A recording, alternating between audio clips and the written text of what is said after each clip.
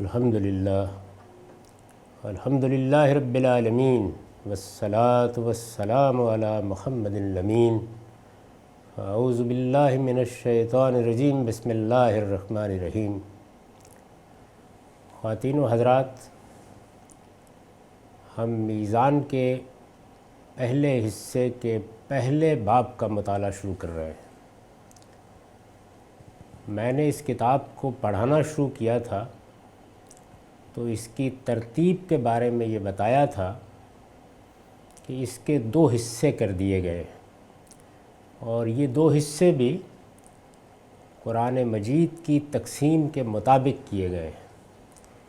قرآن مجید میں جو دین بیان ہوا ہے وہ خود اس کے بارے میں یہ بتاتا ہے کہ وہ 2 چیزوں کا مجموعہ ہے، ایک الحکمہ اور دوسرے الکتاب۔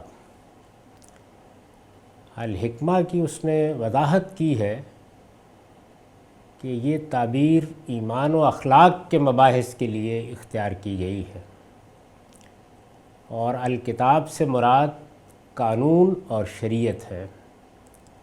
پورا دین ہمیشہ سے انہی 2 چیزوں کا مجموعہ رہا ہے۔ چنانچہ اس کتاب کے بھی انہی عنوانات کے تحت 2 حصے کیے گئے ہیں۔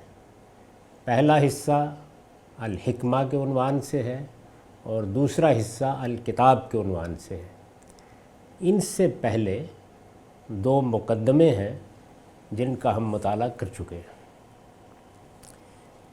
اس پہلے حصے میں جس کو الحکمہ کا عنوان دیا گیا ہے، پہلا باب ایمانیات کا ہے۔ یہ بات ہر شخص جانتا ہے کہ ہم جب مذہب کی بات کرتے ہیں تو 2 ہی چیزیں کہی جاتی ہیں کہ یہ ہمارے عقائد ہیں اور یہ اعمال ہیں جن کو مذہب اختیار کرنے کی تلقین کرتا ہے۔ عقیدہ اور عقائد کی اصطلاح بعد میں پیدا ہوئی ہے، اس لیے میں نے اس کو اختیار نہیں کیا۔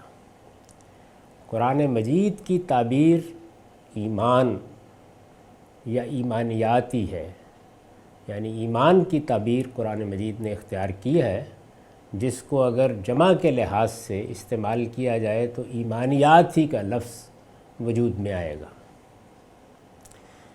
یہ ایمانیات کیا ہیں، ان کا پس منظر کیا ہے، یہ تعبیر کیا معنی رکھتی ہے، اس کی ابتدا کہاں سے ہوئی ہے، یہ سب چیزیں ہم اس باب میں زیر بحث لائیں گے۔ یہاں صرف ابتدا میں اتنی بات عرض کرنا مقصود ہے کہ یہی اصطلاح ہمیں بھی ہمیشہ اختیار کرنی چاہیے، یعنی عقائد کے بجائے یہ اصطلاح معنی خیز بھی ہے، یہ اپنی پوری تاریخ بھی رکھتی ہے، اور یہی اصطلاح ہے کہ جو اس مدعا کو بھی صحیح طریقے پر واضح کرتی ہے جس کے پیش نظر یہ تعبیر اختیار کی گئی ہے۔ ہم مطالعے کی ابتدا کر رہے ہیں۔ میں نے لکھا ہے ایمان ایک قدیم دینی اصطلاح ہے۔ یہ پہلا جملہ یہ بتا رہا ہے کہ دین کی ابتدا قرآن مجید سے نہیں ہوئی، محمد الرسول اللہ صلی اللہ علیہ وسلم سے نہیں ہوئی۔ یہ بات بار بار کہنے کی اور مسلمانوں کو بتانے کی ضرورت ہے۔ یہ تاثر عام ہو گیا ہے کہ دین محمد الرسول اللہ سے، جس کو دین اسلام کہا جاتا ہے، شروع ہوا ہے، بلکہ بعض لوگ بے تکلف بانی اسلام کی اصطلاح بھی اختیار کر لیتے ہیں۔ یہ بات صحیح نہیں ہے۔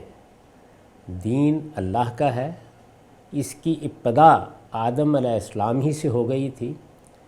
ہم جب قرآن مجید کی بیان کردہ تاریخ کو پڑھتے ہیں تو یہ بات بالکل واضح ہو جاتی ہے کہ قرآن مجید ہمیں یہ بتا رہا ہے کہ جس طرح انسان 2 چیزوں کا مجموعہ ہے، یعنی ایک اس کا حیوانی وجود ہے جس کے قرآن مجید نے مراحل بیان کیے ہیں کہ وہ ان سے گزر کر پایہ تکمیل کو پہنچا اور پھر اس کا تسویہ کیا گیا، یعنی اسے ہر لحاظ سے درست کیا گیا۔ جیسے آپ کوئی نقش بناتے ہیں تو آپ اس کو فائنل ٹچز دیتے ہیں۔ اس کے لیے قرآن مجید نے تسویہ کا لفظ اختیار کیا ہے، تو اس کا تسویہ کیا گیا اور اس سے وہ حیوانی وجود پایہ تکمیل کو پہنچ گیا۔ اس کے بعد ایک آسمانی روح آئی، ایک آسمانی امر آیا، اور وہ ہے جس نے اس حیوانی وجود کو انسانی شخصیت سے نواز دیا۔ قرآن مجید اس کے لیے یہ تعبیر اختیار کرتا ہے کہ گویا ہم نے انسان کو اب اٹھا کھڑا کیا خلقاً آخر، ایک دوسری ہی مخلوق بنا کر، یعنی وہ انسان ہی تھا جب اس کے حیوانی وجود کی تخلیق شروع ہوئی، وہ انسان ہی تھا جب وہ پایہ تکمیل کو پہنچا، لیکن اپنے وجود کے لحاظ سے، اپنے جسم کے لحاظ سے، اپنے قالب کے لحاظ سے انسان تھا۔ اس میں انسانی شخصیت اللہ کے اس امر سے آئی۔ تو جس طریقے سے انسان کی حیثیت سے جب زندگی شروع کرتا ہے، جیسے کہ قرآن مجید نے تاریخ بتائی ہے، تو وہ ایک حیوان نہیں ہے جو ارتقاء کے مراحل سے گزر رہا ہے، وہ انسان ہے جس کو انسانی شخصیت امر الہی سے دے دی گئی ہے۔ سیدنا آدم علیہ السلام اور سیدہ حوا وہ اس لحاظ سے زندگی شروع کر رہے ہیں۔ اب ظاہر ہے کہ یہ انسان اپنی ایک فطرت رکھتا ہے، جس طرح کہ ہر تخلیق ایک فطرت رکھتی ہے۔ یہ انسان اپنے اندر کچھ علم، اس علم کے اطلاقات لے کے آیا ہے۔ تو ہم جب یہ کہتے ہیں کہ یہ چیز انسان کی فطرت ہے، تو اصل میں اس پورے انسان پر حکم لگا رہے ہوتے ہیں۔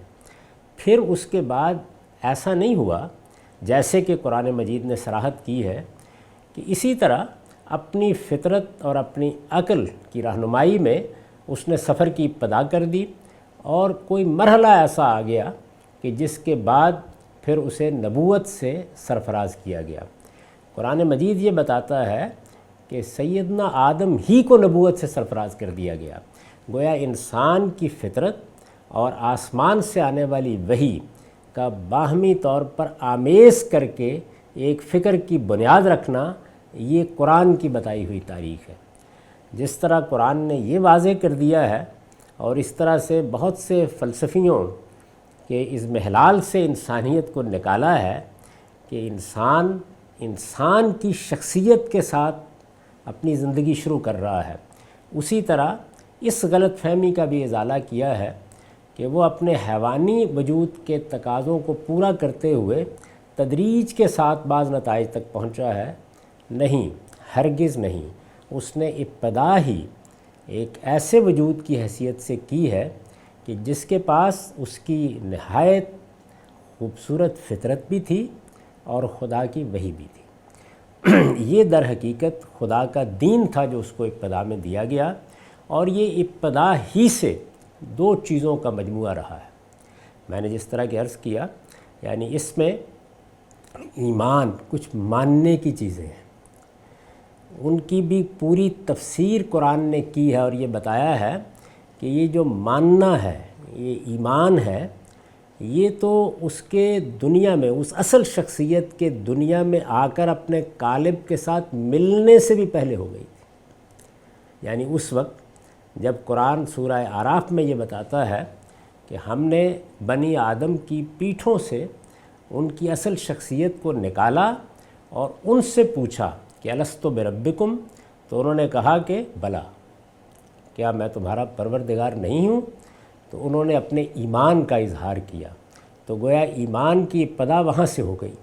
پھر وہ اصل شخصیت جب انسانی قالب کے ساتھ آ کے ملا دی گئی، اور جیسے ہی ملائی گئی اور پورا انسان وجود میں آیا، تو اس کی فطرت کو اسی طرح وحی سے بھی آمیز کر دیا گیا، اور یوں روشنی سے ابتدا ہوئی۔ اور اس میں ایک اہم ترین چیز، جیسے میں نے عرض کیا، ماننے کی چیزیں تھیں جن کو ہم ایمانیات کہتے ہیں، اور کچھ عمل کرنے کی چیزیں تھیں۔ قرآن مجید نے ان کی بھی تفصیل کی ہے کہ وہ کس طرح سے دی گئیں، ابتدائی تربیت کیسے ہوئی، اللہ تعالیٰ نے وہ کیا چیزیں ہیں جو شروع میں بتائیں۔ اور پھر قرآن یہ کہتا ہے کہ ہم نے یہ وعدہ کر لیا کہ وقتاً فوقتاً انسان کی فطرت تقاضا کرے گی تو اس کو ہماری ہدایت حالات کے لحاظ سے ملتی رہے گی۔ فَإِمَّا يَأْتِيَنَّكُم مِّنِّي هُدًى، یعنی وہ آتی رہے گی، اور پھر اس کے بعد انسانوں کا امتحان یہ ہے کہ فَمَن تَبِعَ هُدَايَ، جس نے میری اس ہدایت کی پیروی کی اسی کے لیے سرفرازی ہے۔ تو یہ دونوں چیزیں یعنی ایمانیات اور اعمال، ان اعمال کو بعض معاملات میں انسان کے لیے بالاجمال بیان کر دیا گیا ہے، اور بعض معاملات میں اس کو قانون یا ضابطے کی صورت دے دی گئی ہے۔ یہ قانون اور ضابطہ ہے جس کو ہم شرع سے تعبیر کرتے ہیں، شریعت سے تعبیر کرتے ہیں۔ قرآن مجید کی اپنی اصطلاح اس کے لیے الکتاب ہے۔ میں یہ بتا چکا ہوں کہ عربی زبان میں، قرآن مجید کی عربی زبان میں الکتاب کا لفظ جس طرح کتاب جس کو ہم کتاب کہتے ہیں اس کے لیے استعمال ہوتا ہے، بالکل اسی طرح قانون اور نوشتے اور خط کے لیے بھی استعمال ہوتا ہے۔ اس کے اور بھی استعمالات ہیں، تو یہ اس کے لیے استعمال ہوا ہے۔ ایمان ایک قدیم دینی اصطلاح ہے، یعنی ایسا نہیں ہے کہ ایمان کا لفظ یا ایمان کی تعبیر یہ قرآن مجید سے شروع ہوئی، بلکہ یہ قدیم دینی اصطلاح ہے۔ دین کی جو روایت انسانوں میں چلی آ رہی ہے، یہ اصطلاح بھی ان کے اندر ہمیشہ سے موجود رہی ہے۔ آمنہ کا مادہ عبرانی زبان میں بھی موجود ہے۔ یہ حوالہ دینے کی ضرورت اس لیے ہے کہ عربی زبان میں اللہ کا کلام بعد میں نازل ہوا ہے، اس سے پہلے عبرانی زبان میں اللہ کا کلام نازل ہوتا رہا، تو وہاں بھی گویا یہ مادہ موجود ہے، اصطلاح بھی موجود ہے، اور جس طرح عربی زبان میں یہ مادہ پہلے سے موجود ہے جس کے مشتقات مختلف ہیں، بالکل اسی طرح وہاں بھی موجود ہے اور اس کے مشتقات استعمال ہوتے ہیں، اور صدق و اعتماد کے معنی میں استعمال ہوتا ہے۔ یعنی جو اس کا اصل مفہوم ہے وہ یہ ہے، آپ نے کسی چیز کی سچائی کو جان لیا ہے۔ سچائی اور سچائی کی دریافت یہ شاید انسان کا سب سے بڑا کارنامہ ہے، انسان کا سب سے بڑا شرف ہے۔ وہ یہ جاننا چاہتا ہے کہ حقیقت کیا ہے، حقیقت مطلقہ کی تلاش، حقیقت جیسے کہ وہ ہے اس کی جستجو، یہی انسان کا سب سے بڑا شرف ہے۔ یعنی انسان اپنی جبلتوں کی پیروی میں بہت سے حیوانی تقاضے ہیں جنہیں پورا کرتا رہتا ہے۔ انسان بہت سے معاملات میں معاف کیجیے الجھ جاتا ہے اور اپنی ہی الجھنوں کو سلجھاتا رہتا ہے، لیکن وہ جب اوپر اٹھتا ہے، جب ذرا نگاہ اوپر اٹھاتا ہے، جب پستی سے بلندی کی طرف دیکھتا ہے، وہ بلندی جو اس کے اندر موجود ہے، تو سب سے پہلے جو چیز اس کے لیے ہدف بنتی ہے، اس کی دلچسپیوں کا موضوع بنتی ہے، وہ سچائی کی تلاش۔ کسی انسان کا سب سے بڑا امتیاز یہی ہو سکتا ہے کہ ہم یہ دیکھیں کہ وہ پورے خلوص کے ساتھ سچائی کی تلاش میں سرگرداں ہیں۔ یہ جب مل جاتی ہے، اور کیسے ملتی ہے؟ یہ تجربے اور مشاہدے سے مل جاتی ہے، یہ عقلی استدلال سے مل جاتی ہے۔ تو جب یہ مل جاتی ہے تو انسان اس کی تصدیق کرتا ہے۔ یہ تصدیق ہے جس کو پھر ایمان کے مادے سے بننے والے الفاظ سے تعبیر کیا جاتا ہے۔ اس کا دوسرا پہلو اعتماد ہے، یعنی ایک چیز سچائی ہے، اور اب آپ نے اس سچائی پر اپنے آپ کو کھڑا کر لیا ہے، آپ نے اس کے سہارے پر اپنے آپ کو قائم کر لیا ہے۔ اسی سے آمین کا کلمہ ہے۔ یہ جو ہم کہتے ہیں نا، سورہ فاتحہ پڑھی جاتی ہے یا دعا کی جاتی ہے تو ہم کہتے ہیں آمین، یہ بھی اسی سے بنا ہوا ہے، اسی مادے سے بنا ہے جس سے ہم کسی بات کی تصدیق کرتے ہیں۔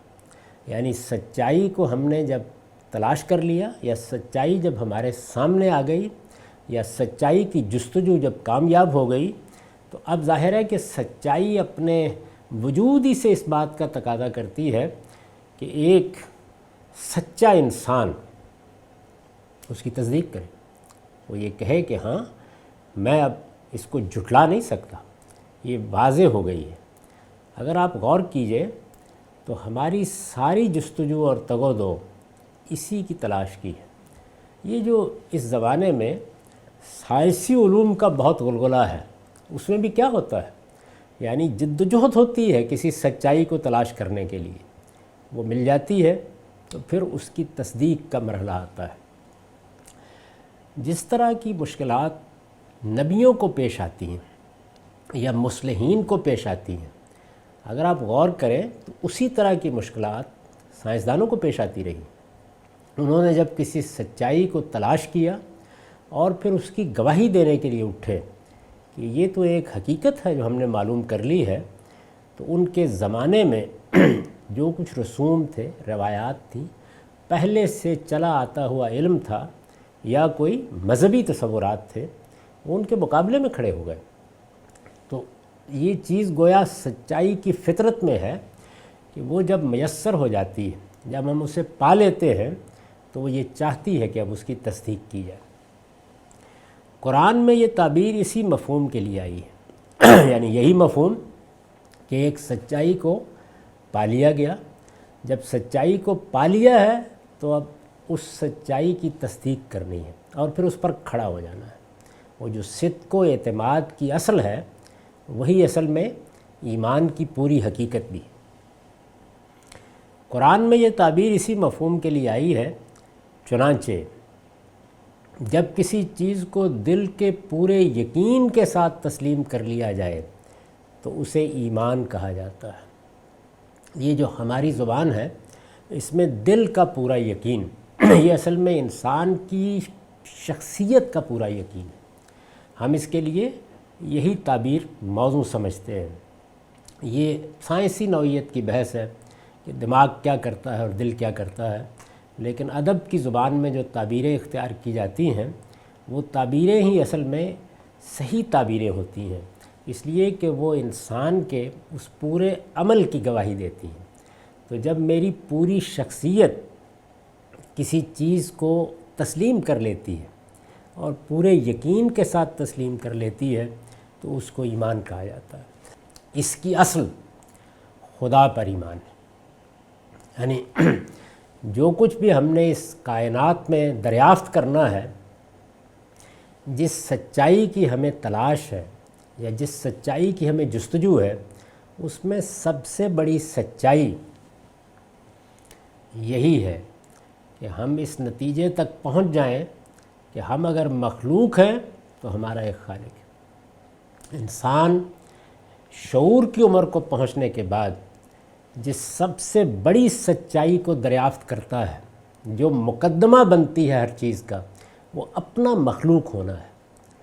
مراقبہ کر کے دیکھ لیجئے، ادنا درجے میں بھی انسان کے اندر اس کا کوئی شائبہ نہیں پایا جاتا کہ وہ اپنے آپ کو اپنا خالق سمجھ لے، یعنی وہ خالق کو مانے یا نہیں مانے، اپنے بارے میں وہ اس یقین کے ساتھ شعور کی عمر میں داخل ہوتا ہے کہ میں ایک مخلوق ہوں۔ مخلوق یعنی میں بنا ہوا، میرے اندر علم بھی ہے، میرے اندر حکمت بھی ہے، میرے اندر قدرت بھی ہے، میرے اندر بہت سے جذبات، احساسات اور رغبات بھی ہیں، میرا جسم بھی ایک معجزہ ہے، لیکن اس کا ماخذ خود میرے اپنے اندر کہیں موجود نہیں ہے۔ تو اس کے نتیجے میں اپنے مخلوق ہونے کے شدید اور آخری درجے کے احساس کے ساتھ انسان شعور کی عمر کو داخل ہوتا ہے، اور ظاہر ہے کہ اس کے بعد جو سب سے بڑی چیز اسے دریافت کرنی چاہیے وہ اپنے خالق ہی کا وجود ہے، سب سے بڑی چیز۔ یعنی یہ جن چیزوں کو ہم اپنی دریافتیں کہتے ہیں، یہ نیوٹن کے قوانین ہوں، ارسطو کے مقدمات ہوں، دور حاضر کی دریافتیں ہوں، یہ ضمنی چیزیں ہیں، ان کی بھی انسانی زندگی میں بڑی اہمیت ہے، ان کے نتائج بھی بڑے غیر معمولی نکلتے ہیں، لیکن اگر آپ غور کریں تو سب سے بڑا مسئلہ یہی ہے۔ چنانچہ آپ اگر انسان کی اس جستجو کی تاریخ پر ایک نظر ڈالیں تو آپ یہ دیکھیں گے کہ ایک طرف وہ لوگ ہیں جنہوں نے اپنی غیر معمولی ذہانت سے کام لے کر یہ کوشش کی کہ ان کے پاس جو ذرائع علم ہیں وہ انہی کی بنیاد پر اس حقیقت سے متعلق کوئی رائے، آخری رائے، حتمی رائے قائم کر لیں۔ یہ جو فلسفہ ہے اس کی ابتدا یہاں سے ہوئی ہے، یعنی اس حقیقت کو ہم کس جگہ رکھتے ہیں یہیں سے ابتدا ہوئی ہے۔ اور یہی وجہ ہے کہ جو بنیادی مباحث تھے ان میں سب سے زیادہ بڑا مسئلہ وجود کا مسئلہ تھا، بینگ کا مسئلہ تھا، یعنی میں ہوں۔ یہ جب ہوں ہے تو اس کے اطلاق کو کیسے سمجھا جائے؟ یہ وجود میرے ذریعے سے جس طرح سامنے آتا ہے، کائنات کے ذریعے سے سامنے آتا ہے، اس کی حقیقت کیا ہے؟ اس حقیقت کی تلاش کا سفر شروع ہوا اور انسان نے اس کے لیے وہی ذرائع علم استعمال کیے جو ہر شخص کو حاصل ہے یعنی اس میں استعمال کرنے کی صلاحیت کا تفاوت ہو سکتا ہے لیکن وہ ہر شخص کو حاصل ہے۔ وہ ذرائع کیا ہیں؟ ان میں سے ایک بڑا ذریعہ مشاہدہ اور تجربہ ہے، یعنی میں چیزوں کو دیکھتا ہوں، مجھے یہ حواس دیے گئے ہیں، میری آنکھیں خارج کی دنیا میں کچھ اشیاء کا معائنہ کرتی ہیں، دیکھتی ہیں ان کو، میرے کان کچھ آوازیں سنتے ہیں اور خارج کی آوازیں سنتے ہیں، میرے ہاتھ چیزوں سے چھوتے ہیں تو ایک لمس کا احساس مجھ تک منتقل ہوتا ہے۔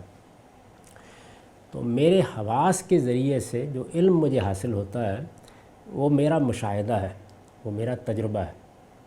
میں جب ان تجربات سے گزرتا ہوں اور بار بار گزرتا ہوں تو اس سے کچھ کلیات اور کچھ جزیات اخذ کر لیتا ہوں، اور یہی وہ چیز ہے کہ جو جب آگے بڑھتی چلی جاتی ہے تو نئی نئی دریافتوں اور نئے نئے انکشافات کی بنیاد بن جاتی ہے۔ ہمارے سائنسی علم کی ابتدا تجربے اور مشاہدے پر اسی اعتماد سے ہوئی تھی، لیکن انسان یہاں تک محدود نہیں رہتا یعنی یوں نہیں ہے کہ جو چیز اس کے مشاہدے میں آئے گی، جس کا وہ تجربہ کر سکے گا، بس وہ اپنے علم کو بھی وہیں تک محدود رکھے گا۔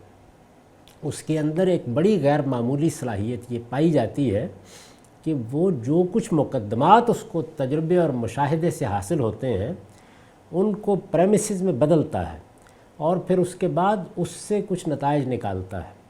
اس کو سادگی سے یوں بیان کر سکتے ہیں کہ اس کے محسوسات سے جو کچھ سامنے آتا ہے وہ یہاں سے آگے نامحسوسات کی دنیا میں قدم رکھنا چاہتا ہے۔ معاف کیجیے، یہ در حقیقت وہ عمل ہے جس سے فلسفہ وجود میں آیا ہے۔ اس کی ایک تاریخ ہے، یہ تاریخ تالیس ملتی سے شروع ہوتی ہے اور پھر اس کے بعد نتشے پر آ کر ختم ہو جاتی ہے۔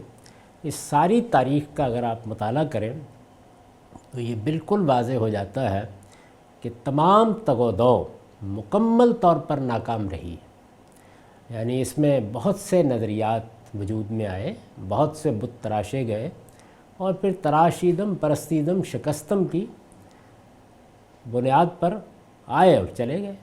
یہ ایک پوری تاریخ ہے۔ اس کے بھی حاصلات غیر معمولی ہیں، یعنی سفر رائے گاں نہیں گیا، لیکن ان حاصلات کو ہم ضمنی حاصلات کہہ سکتے ہیں۔ اصل بات یہ کہ انسان اس یقین و اعتماد پر کھڑا ہو جاتا کہ میں کیا ہوں، میرا مخلوق کی حیثیت سے احساس جس خالق کا تقاضا کرتا ہے وہ اپنی شخصیت کے لحاظ سے کیا ہے، میری ابتدا کیا ہے، میری انتہا کیا ہے۔ یہ جو میٹا فزکس یا ما بعد طبیعیات کے حقائق ہیں ان کے بارے میں کسی واضح جگہ پر پہنچنے میں ناکامی ہو گئی۔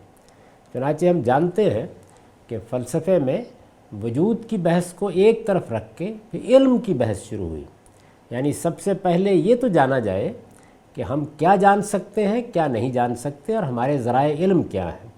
یہ بحث بھی اپنے حاصلات کے لحاظ سے بہت مفید رہی ہے، لیکن ایسا نہیں ہو سکا کہ وہ ہمیں اس جگہ پہنچا دے، حتمی طور پر اس جگہ پہنچا دے کہ جہاں ہم کہہ سکیں کہ ہم آپ ہی وجود پذیر ہو گئے ہیں، ہم ہی اپنے ماسٹر ہیں، ہمارا کوئی خالق نہیں ہے، یا یہ کہ ہے۔ دوسرا راستہ جو انسان نے اختیار کیا وہ صوفیانہ مذاہب کا راستہ ہے، یعنی جب یہ اندازہ ہوا کہ عقل تو ایسے ہی ٹامک ٹوئیاں مار رہی ہے، اس کے سامنے حقائق کے کھلنے کے ذرائع نہیں ہیں۔ خاص طور پر جب عقل کا تجزیہ کیا بڑے فلسفیوں نے، جیسے کانٹ نے کریٹیک آف پیور ریزن میں، تو یہ واضح ہو گیا کہ ہمارے ہاں اس تجربے اور مشاہدے سے حاصل ہونے والے مقدمات سے عقلی استدلال کے بھی کچھ حدود ہیں۔ تو زیادہ تر رجحان اسی جانب رہا کہ پھر ہمارے باطن میں کچھ حقائق ہیں۔ انسان خواب دیکھتا ہے، وہ اپنے اندر جھانکتا ہے تو اس کو وہاں ایک دنیا نظر آتی ہے۔ تو آئیے باہر سے اندر کی طرف چلتے ہیں۔ یہ جو باطن کا سفر ہے، اسی نے صوفیانہ مذاہب کو وجود بخشا ہے۔ اس سارے عمل میں بھی انسان کچھ عقائد، کچھ نظریات پیدا کرتا ہے، اور ان کے لیے بھی اگر کوئی صحیح تعبیر ہو سکتی ہے تو وہ یہی ہو سکتی ہے کہ وہ کچھ چیزوں کو مانتا ہے یا ان پر ایمان رکھتا ہے۔ تو اگر آپ غور کر کے دیکھیں تو اگرچہ حاصلات کے لحاظ سے تو یہ دونوں تگ و دو کے سفر بہت کچھ لے کے انسان کے پاس آئے ہیں۔ مثلا جو عقلی سفر تھا اس نے سائنس کو وجود بخشا ہے، اس کے نتیجے میں بہت سے حقائق کا تجزیہ کرنے میں مدد ملی ہے۔ اور یہ جو باطنی سفر تھا، اس سے بھی انسان کو، انسان کی نفسیات کو، اس کے نفس میں کار فرما اصولوں کو اور قوانین کو سمجھنے کی مدد ملی ہے۔ اس کے بھی حاصلات بہت ہیں، لیکن اصل منزل کیا تھی؟ یہ کہ یہ مخلوق اس حتمی فیصلے تک پہنچ جائے کہ اس کا ایک خالق ہے یا نہیں۔ یہ جو اصلی ہدف ہے، اس کو سامنے رکھیں تو اس کی بنیاد پر یہ بات کہی ہے میں نے کہ اس کی اصل خدا پر ایمان یعنی ایمان کے سفر میں اصل کی حیثیت کس چیز کو حاصل ہے؟ سب سے پہلی اور سب سے بڑی دریافت یہی ہونی چاہیے۔ یعنی یہ دریافت ہو گئی تو گویا ساری گتھیاں سلجھ گئی، یہ قفل ابجد کھل گیا، اس کے بعد باقی چیزیں ہوتی رہیں گی۔ یہ نہیں ہوئی تو گویا جو اصل تھی وہی گرفت میں نہیں آ سکی، اور حاصلات پر آپ خوش ہو سکتے ہیں۔ یعنی آپ نکلے گھر سے اور پیش نظر یہ تھا کہ کہیں جائیں اور آب حیات دریافت کر لائیں۔ آب حیات تو نہیں ملا، لیکن اور بہت سی سیر و سفر کی چیزیں دریافت ہو گئیں۔ انسان کے علمی سفر کو آپ دیکھیں تو اس کا معاملہ یہی ہے، وہ آج بہت سی چیزوں کو مانتا ہے، بہت سی چیزوں کو یقین کے درجے میں مانتا ہے، لیکن وہ ساری چیزیں بہت فروتر ہیں، وہ تو قریب کی چیزیں ہیں۔ وہ ان قریب کی چیزوں کو آج کے زمانے میں بڑی اہمیت دیتا ہے، اس میں کوئی شبہ نہیں، لیکن اصلی ہدف کیا تھا جس کے لیے یہ سفر شروع ہوا تھا؟ وہ وہی تھا جس کو میں نے اس طرح بیان کیا کہ اس کی اصل خدا پر ایمان ہے۔ یعنی ہمارے دینی سفر میں جب اللہ تعالیٰ نے جس طرح کہ ہمیں بتایا ہے، آسمان کی وحی آئی اور آدم علیہ السلام کو ہدایت دی گئی، تو سب سے پہلے جس چیز پر ان کا یقین راسخ ہوا وہ یہ تھا کہ میرا ایک خالق ہے، اور وہ خالق ہے کہ جس کو کوئی بھی نام دے لیجئے، خدا، اللہ، کوئی نام دے لیجئے، ایل، وہ ہے کہ جو در حقیقت میرے لیے میری سب سے بڑی دریافت ہے۔ یعنی خالق کی شخصیت واضح ہو گئی، مخلوق پہلے ہی میرے سامنے ہے، تو بات پوری ہو گئی۔ اب آگے سفر کی ابتدا کرتے ہیں۔ اس کی اصل خدا پر ایمان ہے۔ انسان اگر اپنے پروردگار کو اس طرح مان لے کہ تسلیم و رضا کے بالکل آخری درجے میں اپنے دل و دماغ کو اس کے حوالے کر دے تو قرآن کی اصطلاح میں وہ مومن ہے۔ یعنی اب اللہ کی کتاب قرآن مجید ہمارے پاس اللہ کی وحی کا، اللہ تعالیٰ کے کلام کا مستند ترین ذخیرہ وحی ہے۔ یعنی وہ ہمیں بتاتا ہے کہ یہ بات تو اصل میں آدم علیہ السلام پر بھی واضح کر دی گئی تھی، لیکن واضح کی گئی تھی تو وہ کس طرح واضح ہوئی، ان سے کیا بات کی گئی، اس کے لیے بھی ہمارے پاس کوئی مستند ترین اگر ذریعہ ہے تو وہ خود قرآن مجید ہی ہے۔ تو قرآن مجید یہ کہتا ہے کہ خدا پر ایمان کس درجے میں مطلوب ہے۔ یعنی اس پروردگار نے ہمارے سامنے آنے سے تو انکار کر دیا، یعنی ہم اس سے غیب میں ڈال دیے گئے ہیں۔ یہ جو ایمان بالغیب کی تعبیر اختیار کی جاتی ہے، اس کو لوگ اس طرح پیش کرتے ہیں کہ یہ گویا عقلی تقاضوں کے بغیر کسی چیز کو ماننا ہے۔ اس کا مطلب یہ ہے کہ ہم غیب میں ڈال دیے گئے ہیں، یعنی ہم اپنے حواس کی گرفت میں نہیں لے سکتے پروردگار اور اس کی اس کائنات کو کہ جو حتمی نتیجے تک پہنچا دے۔ تو جب نہیں لے سکتے، گرفت میں نہیں لے سکتے، تو پھر ہمیں کیا کرنا ہوتا ہے؟ ظاہر ہے کہ ہمیں پھر ایک سفر کرنا ہوتا ہے۔ وہ جو سفر ہے وہ کس درجے میں مطلوب ہے، کیسے مطلوب ہے؟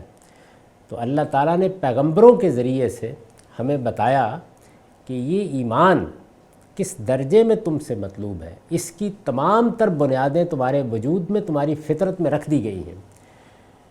اس کو میں نے بیان کیا ہے کہ انسان اگر اپنے پروردگار کو، یعنی پہلی بات یہ کہ میرا ایک پروردگار ہے، اور جب یہ یقین ہو گیا کہ میرا ایک پروردگار ہے تو اب اس کو ماننا ہے۔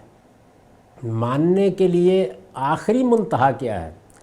تسلیم و رضا کا آخری درجہ یعنی جب خالق ہے تو مخلوق کے لیے سرکشی کا کوئی سوال نہیں، یعنی خالق نہیں ہے، کوئی شخص یہاں کھڑا ہے تو بحث ہوگی، اگر ہے تو پھر مخلوق اور خالق کا رشتہ وہی ہو سکتا ہے کہ جس کو ہم سر تسلیم خم سے تعبیر کرتے ہیں۔ اصل میں جب میں کسی کے سامنے سر تسلیم خم کر دیتا ہوں، جب میں اپنے آپ کو پوری طرح اس کے سپرد کر دیتا ہوں، جب میں سراسر اس کی رضا کا طالب ہو جاتا ہوں، تو پھر میرے لیے صحیح ترین تعبیر کیا ہے؟ عبد، بندہ۔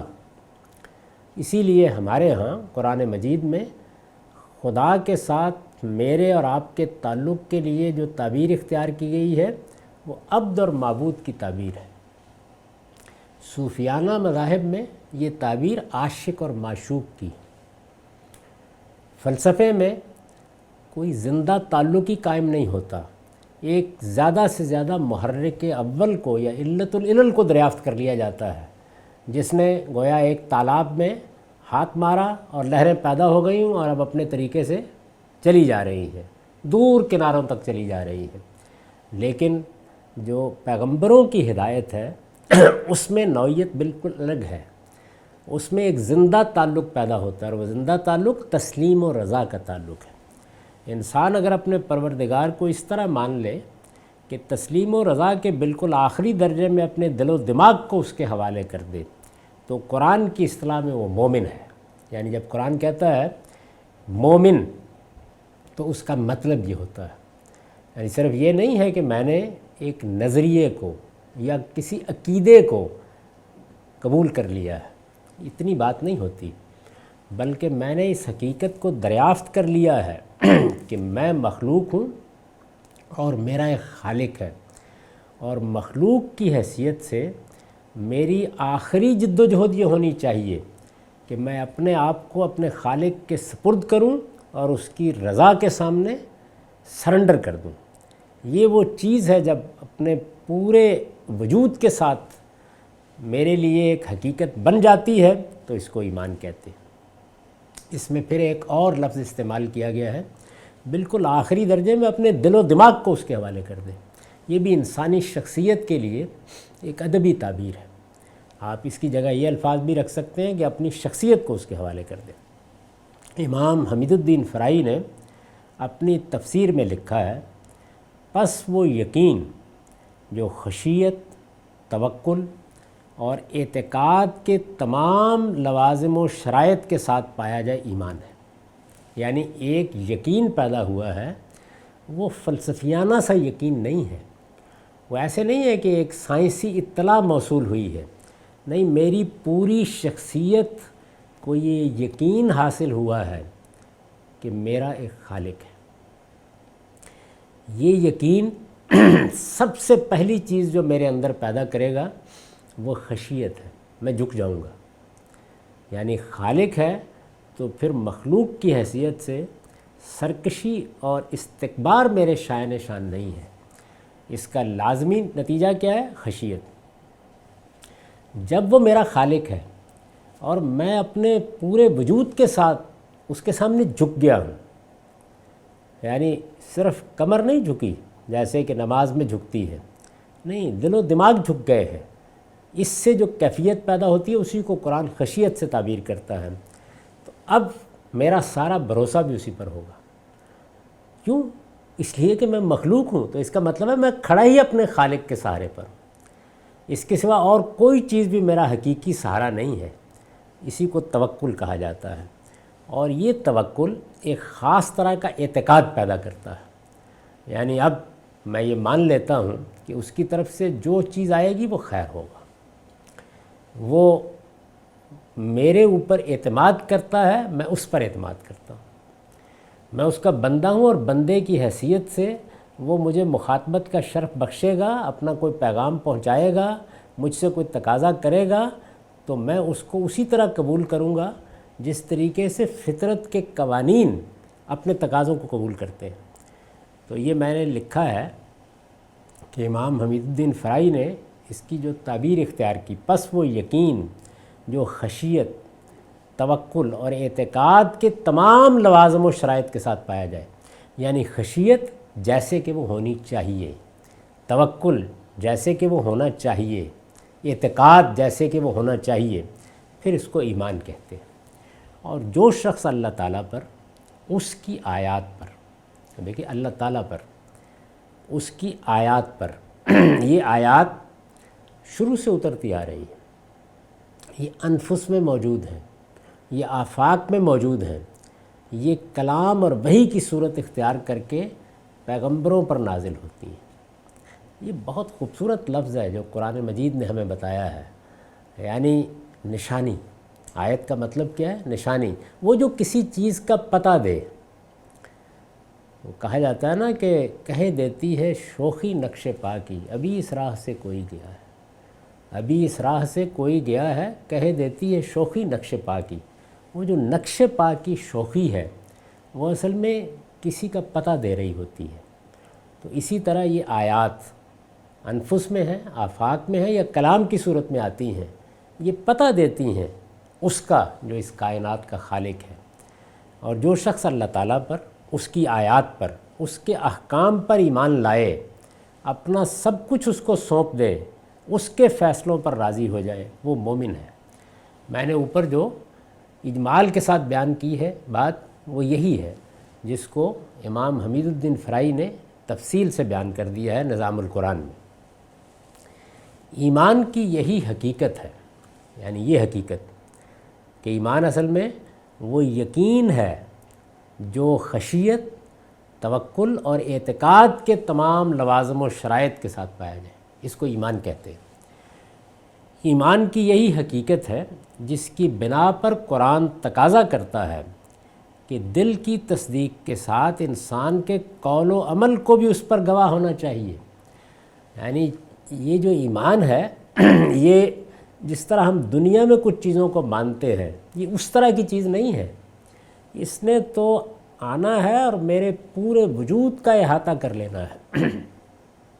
میرے پورے وجود کا احاطہ کرے گا تو میری زبان بھی اس ایمان کے ذریعے سے بولے گی، اور میرا عمل بھی اسی سے وجود پذیر ہوگا۔ پھر یہ ہو نہیں سکتا کہ یہ ایمان آئے اور یہ میرے قول و عمل کو اپنی گرفت میں نہ لے لے۔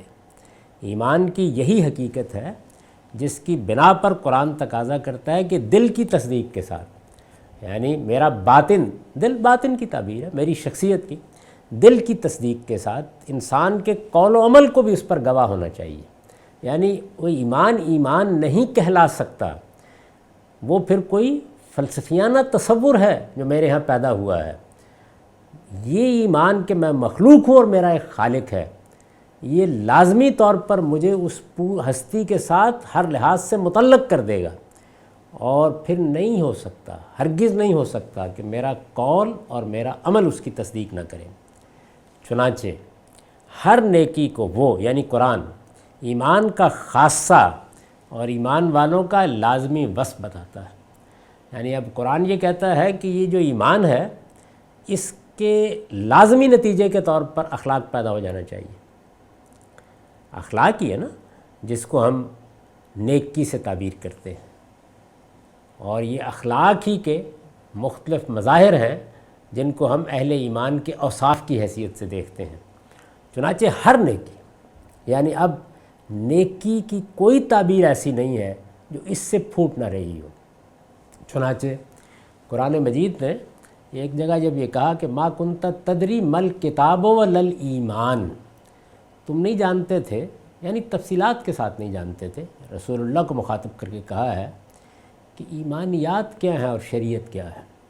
کیونکہ 2000 سال کی تاریخ تھی پیچھے، تو یہ تفصیلات بڑی حد تک مبہم ہو کر رہ گئی تھی، اس ابہام کی طرف اشارہ کیا ہے۔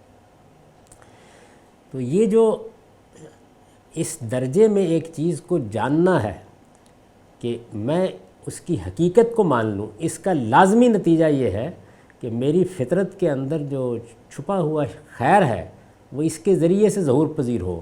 تو قرآن نے اس آیت میں ایمان کا لفظ استعمال کیا، آگے اخلاق یا جن کو ہم اعمال صالحہ کہتے ہیں ان کا کوئی ذکر نہیں کیا۔ وہ حقیقت میں اس سے ظہور پذیر ہوتے ہیں، یہ بیج ہے جس سے وہ درخت اگتا ہے۔ دوسری جگہوں پر یعنی یہاں ذکر نہیں کیا اس لیے کہ وہ اس کے اندر موجود ہے، دوسری جگہوں پر پھر آگے وہ تعبیریں آئیں گی اور میں اس کا حوالہ دوں گا کہ جہاں ہر نیکی کو اس سے پھوٹتا ہوا دکھایا ہے۔ چنانچہ ہر نیکی کو وہ ایمان کا خاصہ اور ایمان والوں کا لازمی وصف بتاتا ہے۔ جن روایتوں میں اس طرح کی چیزیں بیان ہوئی ہیں کہ مسلمان وہ ہے جس کے ہاتھ اور زبان سے دوسرے مسلمان محفوظ ہوں۔ اب یہ دیکھیے نا کہ مسلمان یعنی وہ کہ جس نے مان لیا ہے، مسلمان کا یہ مطلب ہے کہ جس نے مان لیا ہے، مسلم جس نے اپنے آپ کو تسلیم و رضا کے ساتھ خدا کے سپرد کر دیا ہے، وہی جو ہم نے اوپر تعریف کی تھی، اسی سے یہ لفظ بنا ہے مسلم، ٹو سرنڈر، اپنے آپ کو گویا حوالے کر دیا ہے۔ قرآن مجید میں تعبیر اختیار ہوئی ہے نا، اسلمت لرب العالمین، میں نے اپنے آپ کو اپنے پروردگار، جہانوں کے پروردگار کے حوالے کر دیا۔ حوالے کر دینا، اپنے آپ کو سرنڈر کر دینا، یہ اصل میں اسلام ہے۔ تو اب اسلام اگر یہ ہے تو ظاہر ہے کہ یہ کس چیز کا بیان ہے؟ یہ میرے ایمان کے اظہار کا نام ہے۔ لیکن رسالت مآب صلی اللہ علیہ وسلم سے اس طرح کی باتیں جب ہم حدیثوں میں دیکھتے ہیں کہ مسلمان وہ ہے جس کے ہاتھ اور زبان سے دوسرے مسلمان محفوظ، تو ایک نیکی کو گویا اسلام قرار دے دیا ہے۔ تو اس سے کوئی اجنبیت نہیں ہونی چاہیے۔ مطلب یہ ہے کہ اگر وہ ایمان باطن میں موجود تھا تو اس کا ظہور اسی صورت میں ہونا چاہیے تھا، اسی اخلاقی رویے میں ہونا چاہیے تھا۔ اور ایمان کی 70 سے کچھ اوپر شاخیں ہیں جن میں سے ایک شرم و حیا بھی ہے۔ یہ روایت بھی بخاری اور مسلم دونوں میں ہے۔ اس سے پہلے میں نے جس روایت کا حوالہ دیا وہ بھی بخاری اور مسلم دونوں میں ہے۔ اس سے بھی کیا مراد ہے؟ یعنی ایمان کی 70 سے کچھ اوپر شاخیں ہیں۔ ایمان تو اپنی حقیقت کے لحاظ سے ایک ہی چیز کا نام ہے، خدا پر ایمان، لیکن پھر یہ بیج جب ایک مرتبہ برگ و بار لاتا ہے تو جس طرح سے ایک تناور درخت وجود میں آتا ہے ایسے ہی وجود میں آتا ہے۔ پھر اس کی بہت سی شاخیں ہیں، ان میں سے ایک شرم و حیا بھی ہے، یعنی ایک خیر، ایک نیکی، ایک اخلاقی رویہ۔ اور جو اللہ پر اور قیامت کے دن پر ایمان رکھتا ہے اسے چاہیے کہ ہمسائے سے حسن سلوک کرے، مہمان کی عزت کرے اور بھلائی کی بات کرے یا خاموش رہے۔ تو یہ دیکھیے، یہ بیان کیا کہ اگر تم مسلمان ہو تو تمہارے ہاتھ اور تمہاری زبان سے دوسرے مسلمان محفوظ رہنے چاہیے، گویا ایک نیکی کو ایمان کا تقاضا اور اسلام کا تقاضا قرار دے دیا، شرم و حیا کو اس کا تقاضا قرآن دے دیا۔ اللہ اور قیامت کے دن پر ایمان ہے تو پھر انسان کے اخلاقی وجود کو کس طرح سامنے آنا چاہیے اس کو بیان فرمایا۔ اپنے ہمسائے سے حسن سلوک کرے، مہمان کی عزت کرے اور بھلائی کی بات کرے یا خاموش رہے۔ یہ جو روایتیں ہیں وہ اسی حقیقت کی طرف اشارہ کرتی ہیں۔ یعنی کس حقیقت کی طرف اشارہ کرتی ہیں؟ اس حقیقت کی طرف کہ ایمان خدا پر ایمان سے ابتدا کرتا ہے، اس کی اصل وہی ہے، اس کی حقیقت وہی ہے، لیکن یہ بیج جب ایک مرتبہ کشت دل میں پڑ جاتا ہے تو پھر یہ ایک تناور درخت کی طرح آگے بڑھتا ہے، اور جس کو ہم اعلیٰ اخلاق کہتے ہیں یا اخلاق عالیہ کہتے ہیں، وہ سب کے سب گویا اسی کی شاخ ہے۔ نیکی، ہر نیکی ہر اعلیٰ وصف اسی ایمان کے نتیجے کے طور پر اس سے متعلق ہوتا ہے۔ یہی وہ چیز ہے کہ جس کو امام حمید الدین فرائی نے اس طرح بیان کیا تھا کہ قول و عمل پھر تصدیق کرتے ہیں اس کی، یعنی میرا ایمان جب خارج سے متعلق ہوتا ہے تو یا قول سے ہوگا یا عمل سے ہوگا، تو وہ گویا جو اصل ہے اسی سے پھوٹے ہوئے ہوتے ہیں۔ یعنی یہ نہیں ہوتا کہ بیج تو بویا گیا تھا آم کا اور اوپر کیکر اگایا ہے، یہ نہیں ہو سکتا، بلکہ اوپر جو شاخیں آئی ہیں، جو برگ و بار آئے ہیں، وہ ٹھیک اسی بیج سے نکلے ہوئے ہوتے ہیں، ان کا باہمی تعلق بیان کیا جا سکتا ہے۔ تو عبد اور معبود کا جو تعلق پیدا ہوتا ہے ایمان کے نتیجے میں، اس میں عبد اپنی عبدیت کے ساتھ جیتا ہے، وہ عبدیت تسلیم و رضا پیدا کرتی ہے۔ تسلیم و رضا ہے کہ جو اصل میں میرے باطن میں خدا کے ودیت کردہ خیر کی صورت میں ظہور پذیر ہو جاتی ہے۔ تو نیکی گویا ایمان کا خاصہ ہے، اور ساری نیکیاں یہ ایمان والوں کے لازمی اوصاف ہیں۔ تو یہ روایتیں محض مثال کے طور پر ذکر کی گئی ہیں کہ رسالت مآب صلی اللہ علیہ وسلم نے ان میں در حقیقت یہی بات واضح کرنے کی کوشش کی ہے کہ ایمان کے بارے میں یہ خیال نہ کرو کہ وہ محض کوئی عقیدہ ہے جو تم نے اختیار کر لیا۔ خدا پر سچا ایمان جو خشیت اور جو توکل اور اعتماد پیدا کرتا ہے، جو تسلیم و رضا کی حقیقت تک تمہیں پہنچاتا ہے، وہ پھر اپنا ظہور نیکی کی صورت میں کرتا ہے، یہ اس کا لازمی تقاضا ہے۔ اس سے واضح ہے کہ قرآن مجید میں ایمان کے بعد عمل صالح کا ذکر ایک طرح کی وضاحت کے طور پر آتا ہے۔ یعنی یہ جو قرآن مجید میں ایمان کے بعد کہا جاتا ہے الذین آمنوا وعملوا الصالحات، ایمان کے بعد عمل صالح، تو یہ کوئی دوسری چیز نہیں ہے، یہ اصل میں اسی ایمان کا ایک تقاضا ہے۔ تو گویا ایک طرح کی وضاحت ہے، اور اس کی نوعیت بالکل وہی ہے جو عام پر خاص کے عطف کی ہوتی ہے۔ یعنی ہم بعض اوقات ایک عام چیز بولتے ہیں جس میں سارے ہی پہلو موجود ہوتے ہیں، اور پھر اس کے کسی ایک پہلو کو نمایاں کرنے کے لیے اس کو اس کے اوپر عطف کر دیتے ہیں۔ اس کی مثالیں قرآن مجید میں بھی ہماری عام زبان میں بھی ہوتی ہیں۔ تو بالکل اسی طرح سے یہ عمل الصالحات بھی آ گیا ہے۔ اس کے بعد میں نے لکھا ہے کہ امام فراہی نے نظام القرآن میں اس کی توضیح کس طرح کی ہے، ان کا ایک اقتباس ہے، اس کا مطالعہ ہم اگلی نشست میں کریں گے۔ اقول قولی ھذا واستغفر اللہ لی ولکم ولسائر المؤمنین۔